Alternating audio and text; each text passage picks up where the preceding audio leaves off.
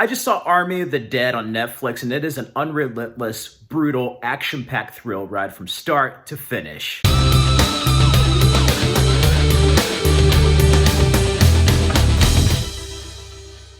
Yeah, this has been Zack Snyder's year. Oh, what can I say about this film? He returns to form here. I was a fan of Zack Snyder since his first film, Dawn of the Dead. I love that remake with Ving Rhames, and I'm glad he returns to form here, you know. It's probably his most original IP since Sucker Punch. He's been doing DC films, so it was kind of cool seeing Snyder return to his roots a bit and bring us this film. And Netflix, unlike Warner Brothers, allows carte blanche on a creator's vision.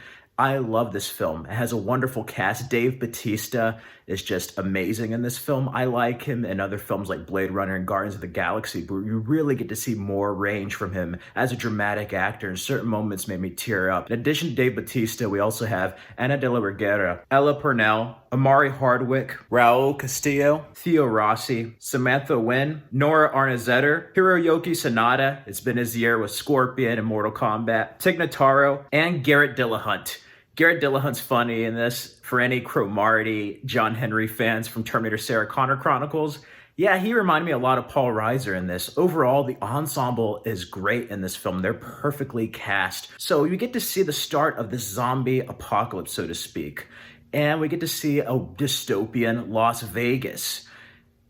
Las Vegas is kind of isolated to itself with all these zombies. Think Escape from New York with zombies. And speaking of John Carpenter, the zombies in this are kind of a mixture of different types of zombies we've seen in films before and video games. You have your slow kind of Resident Evil zombies. You kind of have your certain kind of pack zombies like Dead Rising, and more intelligent alpha zombies that reminded me very much of Ghost of Mars from John Carpenter. I really got some Ghost of Mars vibes with some of the zombies here. Hiroyuki Sanada's character hires Dave Bautista and some others to basically pull off a heist. There's $200 million in this casino vault, and they have to infiltrate it before Las Vegas gets nuked.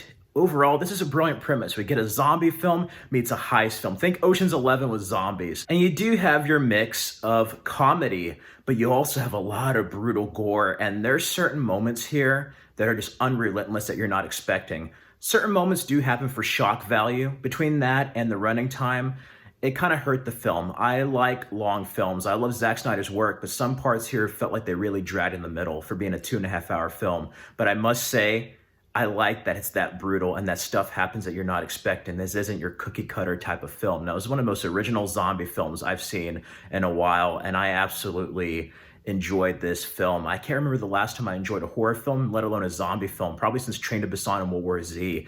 This movie set up such an interesting lore and world that I can't wait to see what's explored with prequels and spin-offs from Netflix. But Army of the Dead works very well as a one-shot. This is, for any horror movie fans, you're going to enjoy this. For any fans of Dawn of the Dead's remake, you're going to enjoy this. Any fans of Zack Snyder, you're going to enjoy this. I say if you're not into horror films or zombie films, you may not be into this. But if you are, this is a movie just to relax, forget about outside world problems, forget about your worries, and just have a blast from start to finish. The visuals look spectacular. The epic, the scope of this is much larger than you would think. I like that Snyder can do that on a lower budget and bring us a bigger looking picture. I thoroughly enjoyed this film, and if I had to give it a score, I give it a 4 out of 5 and an A-. I mostly scored it that way for pacing issues and then stuff that happened with the characters for shock value, but at the same time, I like how brutal this film is and how unexpected it is in moments. You're just like, wow, that happened, or like, fuck, this is intense. It's just one of those movies. So yeah, definitely, if you enjoy Dawn of the Dead and Ghost of Mars and other stuff like that, you're going to have a ball with this film on Netflix. Overall, it's been the year of Zack Snyder. I enjoyed Zack Snyder's Justice League and this, and I'm so happy to see him return to zombies.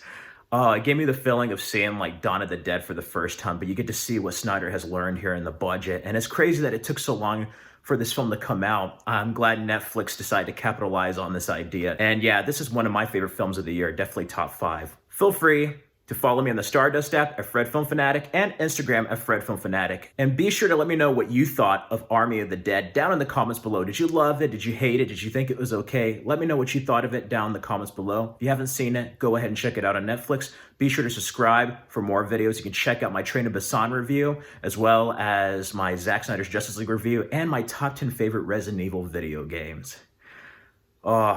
What can I say? I really enjoyed this film. And yeah, now I'm going to listen to Zombie by the Cranberries.